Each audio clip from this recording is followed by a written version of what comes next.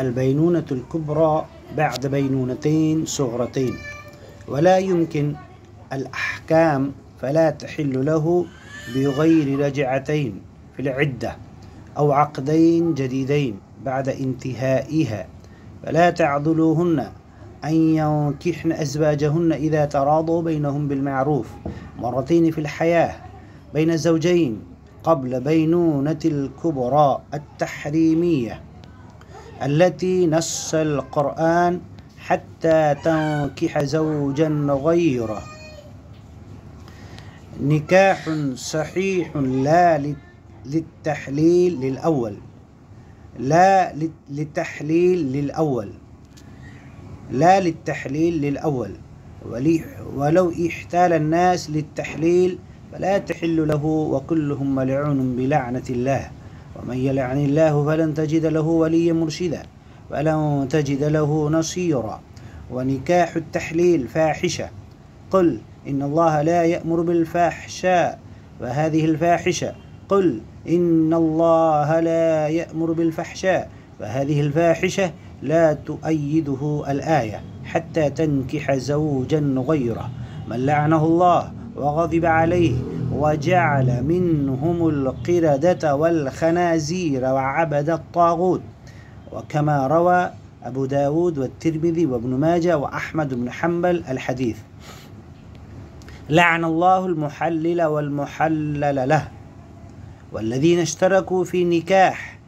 التحليل، فهذه الورقة كلا ولن يستعمل لنكاح التحليل للأول أبدا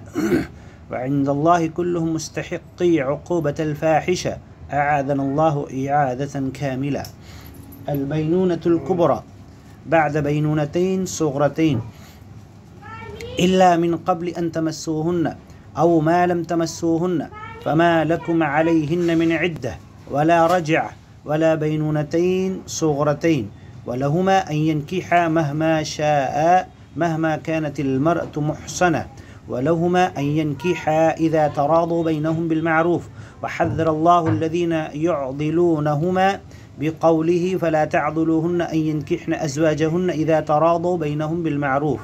فإن الذي يعضلهما فعمله منكرا باطلا، لا لأن تحريم المرأة المنكوحة المدخولة بها بعد رجعتين قبل انتهاء العدة أو بعد عقدين جديدين بعد انتهائها في الحياة مرتين، لأن الله قد سماهما الزوجين بعد بينونتين صغرتين أزواجهن كما في الآية. فكيف نقوم عاضلا بعدما تراضوا للنكاح ولو تلفظ كلمة الشقاق أو الفراق أو السراح أو الطلاق بدعية لا جميلا مرارا في نفس العدة،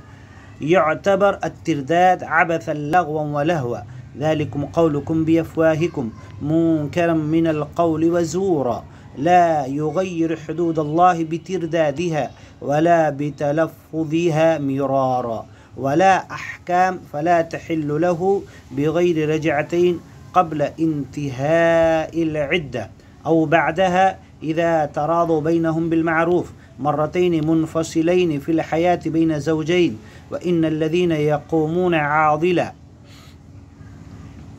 عاضلا بينهما أن ينكحن أزواجهن معتدين لحدود الله مخلدين في النار، أعاذنا الله كما في الآية ومن يعص الله ورسوله ويتعد حدوده يدخله نارا خالدا فيها، ومن يعص الله ورسوله ويتعد حدوده يدخله نارا خالدا فيها وله عذاب مهين. ومن يطع الله ورسوله فقد فاز فوزا عظيما، كما في آية خطبة النكاح لا طلاق قبل النكاح ولا في العدة إلا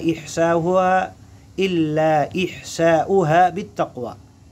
ولا تخرجوهن من بيوتهن ولا يخرجن إلا أن يأتين بفاحشة مبينة، لأنك لا تدري لعل الله يحدث بعد ذلك أمرا، لأن الطلاق لمن أخذ الساق ولا طلاق لمن لا يملك، فإن الولاء والتمليك لمن يملك، ولا رجعة بغير طلاق ولا طلاق الثاني إلا بعد رجعة من الطلاق الأول، ولا طلاق الثالث إلا بعد رجعتين أو بينونتين صغرتين، ولا بينونة كبرى قبل الصغرتين، ولا أحكام فلا تحل له قبل رجعتين أو بينونتين صغرتين، كما في آيات التسريح بإحسان فلا تعضلوهن أن ينكحن أزواجهن إذا تراضوا بينهم بالمعروف.